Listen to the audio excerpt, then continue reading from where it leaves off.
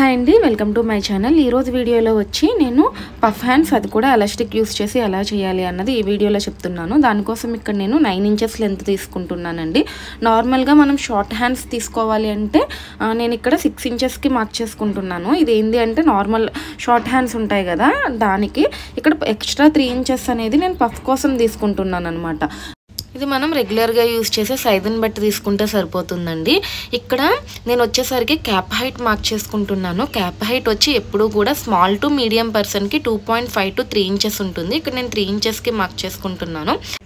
3 ఇంచెస్కి మార్క్ చేసుకున్న తర్వాత నార్మల్గా ఆర్మ్ రౌండ్ తీసుకుంటాం కదా, అంటే మన కింద హ్యాండ్ లూజ్కి స్టార్టింగ్ పాయింట్కి మిడిల్లో ఒక మెజర్మెంట్ తీసుకుంటామండి, దాన్ని ఆర్మ్ రౌండ్ అంటాము. ఇక్కడ నేను 6.25 ఇంచెస్కి మార్క్ చేసుకుంటున్నాను. కింద వచ్చేసరికి హ్యాండ్ లూజ్ వచ్చి ఇక్కడ నేను 6 ఇంచెస్కి మార్క్ చేసుకుంటున్నాను. మార్క్ చేసుకున్న లైన్స్ ఏవైతే ఉన్నాయో అవన్నీ కూడా నేను జాయిన్ చేసుకుంటున్నానండి ఆ పాయింట్స్ని. ఇక్కడ నేను ఎక్స్ట్రా 1 ఇంచ్ ఖర్చు పెట్టుకుంటున్నాను, ఎందుకంటే ఇది నేను 4 ఫోల్డింగ్స్ మీద చేస్తున్నాను. ఓపెన్ చేస్తే 4 ఇంచెస్ వరకు లూజ్ వస్తుంది, అంతకన్నా ఎక్కువ అయితే అవసరం ఉండదండి. ఇక్కడ 2 పాయింట్స్ని కూడా నేను జాయిన్ చేసుకుంటున్నాను. మనం ఇక్కడ 6 ఇంచెస్కి అంటే పఫ్ కాకుండా రిమైనింగ్ దానికి దీనికి ఉన్న పాయింట్స్ని ఇక్కడ నేను జాయిన్ చేసుకుంటున్నాను. జాయిన్ చేసుకుని అది ఎంత లెంత్ ఉన్నది అన్నది మనం మెజర్ చేసుకోవాలండి. అక్కడ లెంత్ అంటే 6 ఇంచెస్ దగ్గర నుంచి ఎంత లెంత్ వచ్చింది అన్నది మెజర్ చేసుకోవాలి. ఇక్కడ నాకు 8 ఇంచెస్ వచ్చింది. 8 ఇంచెస్లో మిడిల్కి అంటే 4 ఇంచెస్కి ఇక్కడ నేను ఒక మార్క్ చేసుకుంటున్నాను. అలా మార్క్ చేసుకున్న తర్వాత ఇక్కడ నార్మల్గా మనకు ఆర్మ్ రౌండ్ స్కేల్ ఉంటుంది కదా, సో 8 ఇంచెస్ మెజర్ చేసుకున్నాం కదా, స్కేల్ స్టార్టింగ్ పాయింట్ నుంచి ఈ స్కేల్ మీద కూడా మనం 8 ఇంచెస్ దగ్గర ఒక లైన్ డ్రా చేసుకోవాలండి. స్కేల్ మీద లైన్ డ్రా చేసుకున్న తర్వాత 6 ఇంచెస్ దగ్గర నుంచి మనం ఇక్కడ ఆర్మ్ హోల్ కర్వ్ అనేది డ్రా చేసుకోవటానికి స్టార్టింగ్ పాయింట్ దగ్గర పెట్టుకుని మిడిల్ పాయింట్ 4 ఇంచెస్ దగ్గరికి నేను ఒక కర్వ్ డ్రా చేసుకున్నాను. సేమ్ అలానే దాన్ని రివర్స్ చేసుకుని స్కేల్ని ఇక్కడ నుంచి కూడా ఇంకొక లైన్ అనేది ఎండింగ్కి డ్రా చేసుకుంటున్నానండి. ఇది మనకి ఫ్రంట్ ఆర్మ్ హోల్కి వస్తుందండి. బ్యాక్ ఆర్మ్ హోల్కి వచ్చేసరికి మిడ్ పాయింట్ 4 ఇంచెస్ ఎక్కడైతే మార్క్ చేసుకున్నామో అక్కడి నుంచి 1/2 ఇంచెస్ మనం బయటికి మార్క్ చేసుకుంటాము. మార్క్ చేసుకున్న తర్వాత కింద నుంచి ఆ 2 పాయింట్స్ని కూడా జాయిన్ చేసుకోవాలండి. సేమ్ ఇది కూడా స్టార్టింగ్ 6 ఇంచెస్ దగ్గర పెట్టుకుని మనం బ్యాక్ ఆర్మ్ హోల్ అనేది డ్రా చేసుకుంటాం అనమాట. ఇక్కడ మనకి నార్మల్ బ్లౌజ్ హ్యాండ్ అనేది రెడీ అయిపోయింది. కానీ ఇది పఫ్ స్లీవ్స్ తీసుకుందాం అనుకుంటున్నాను కాబట్టి ఇక్కడ స్టార్టింగ్ అంటే మిడిల్లో 4 ఇంచెస్కి మార్క్ చేసుకున్నాను కదా, అక్కడి నుంచి ఒక కర్వ్ డ్రా చేసుకుని స్టార్టింగ్ అంటే 9 ఇంచెస్ ఫుల్ లెంత్కి నేను ఇక్కడ కర్వ్ అనేది డ్రా చేసుకున్నానండి. చూసారు కదా, ఇది మనకి పఫ్ హ్యాండ్స్ అనమాట. ఇక్కడ ఎక్స్ట్రా నేను కొంచెం ఒక 1/2 ఇంచ్ 1/4 ఇంచ్ అట్లా మనకి ఇది ఖర్చు కోసం తీసుకుంటున్నాను. ఖర్చు కోసం డ్రా చేసుకుని సేమ్ ఎలా అయితే మార్క్ చేసుకున్నామో అలా కట్ చేసుకుంటున్నాను. ఇక్కడ అలా కట్ చేసుకున్న తర్వాత ఇక్కడ నేను మెయిన్ ఫ్యాబ్రిక్, ఇప్పుడు వరకు లైనింగ్ కట్ చేసుకున్నాం కదా, ఇక్కడ నేను మెయిన్ ఫ్యాబ్రిక్ తీసుకున్నానండి. నేను ఈ ఫ్యాబ్రిక్కి ఈ లైనింగ్ ఏం యూజ్ చేయట్లేదు, బట్ ఫస్ట్ మనకి బేసిక్ అంటే ఏది ఎలా కట్ చేసుకోవాలి అన్నది తెలుస్తుంది కాబట్టి నేను ఒక లైనింగ్ తీసుకుని కట్ చేసుకున్నాను.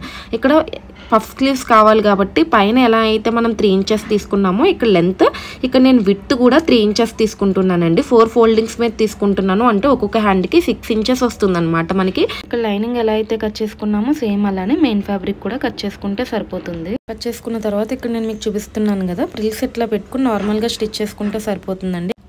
ఇక్కడ నేను కింద ఎలాస్టిక్ యూస్ చేద్దాం అనుకుంటున్నాను. దానికోసం అంటే మన హ్యాండ్ పార్ట్ ఏదైతే ఉందో దాంట్లో 1/2 తీసుకుంటున్నానండి ఎలాస్టిక్. ఇక్కడ నేను మొత్తం ఇక్కడ 10 ఇంచెస్ తీసుకుంటున్నాను అనమాట. 2 హ్యాండ్స్కి కూడా 10 ఇంచెస్ తీసుకుంటున్నాను. 10 ఇంచెస్కి తీసుకున్న ఎలాస్టిక్ని ఇక్కడ నేను మిడిల్కి ఫోల్డ్ చేసుకుని అంటే 5 ఇంచెస్ దగ్గర ఒక మార్క్ చేసుకుంటున్నానండి. మనం స్టిచ్ చేసేటప్పుడు కొంచెం ఈజీగా ఉంటుంది. కటింగ్ కంప్లీట్ అయిపోయిన తర్వాత కింద వచ్చేసరికి మనం హ్యాండ్స్ స్టిచ్ చేసుకునేటప్పుడు ఇక్కడ ఎలాస్టిక్ యూస్ చేద్దాం అనుకుంటున్నాను కాబట్టి చాలా చిన్న ఫోల్డ్ చేసుకున్నాను. ఎక్కువ పెద్ద ఫోల్డ్ చేసుకుంటే చూసేటానికి నీట్గా ఉండదు. ఫోల్డింగ్ కంప్లీట్ అయిపోయిన తర్వాత కింద నుంచి నేను ఒక 1.5 ఇంచ్కి మార్క్ చేసుకుంటున్నానండి. ఎక్కడైతే మార్క్ చేసుకున్నానో అక్కడ నేను ఎలాస్టిక్ అనేది స్టిచ్ చేస్తాను అనమాట. ఇక్కడ నేను 1.5 ఇంచ్ దగ్గర ఒక మార్క్ చేసుకుంటాను. అక్కడ నుంచి 1.5 ఇంచ్ మార్క్ చేసుకున్న తర్వాత మన ఎలాస్టిక్ తీసుకోవాలండి. ఇక్కడ మనం ఎలాస్టిక్ మిడిల్లో కూడా ఒక మార్క్ చేసుకున్నాం కదా, ఒక పాయింట్ పెట్టుకున్నాము. దాన్ని ఈ 1.5 ఇంచ్ దగ్గర పెట్టుకుని ఎలాస్టిక్ని మనం కుట్టేటప్పుడు స్ట్రెచ్ చేయాలండి, క్లాత్ని స్ట్రెచ్ చేయకూడదు. అలా చేస్తే నీట్గా ఉండదు. చూసారు కదా, ఇక్కడ మనకి కింద పార్ట్ అనేది కంప్లీట్ అయిపోయింది. పైన కూడా సేమ్ నార్మల్గా ప్రిల్స్ అనేవి నార్మల్గా పెట్టేసుకోవడమేనండి. ఇక్కడ లెంత్ని బట్టి అడ్జస్ట్ చేసుకుంటూ పెట్టుకుంటే సరిపోతుందండి.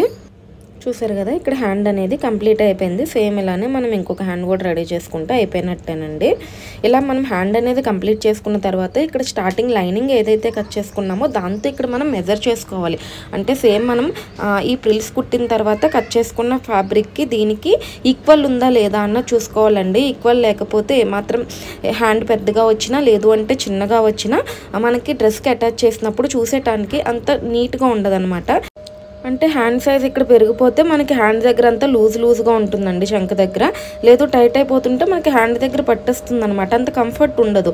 అందుకే మనం ఒకసారి చెక్ చేసుకోవాలి కుట్టే ముందే, డ్రెస్ కుట్టే ముందు ఒకసారి చెక్ చేసుకుంటే కరెక్ట్గా ఉంటే మనకి ఫిట్టింగ్ అనేది కరెక్ట్గా ఉంటుంది. వీడియో కనుక నచ్చినట్లయితే లైక్ చేయండి, షేర్ చేయండి, కామెంట్ చేయండి అండ్ అలానే సబ్స్క్రైబ్ చేయండి. Thanks for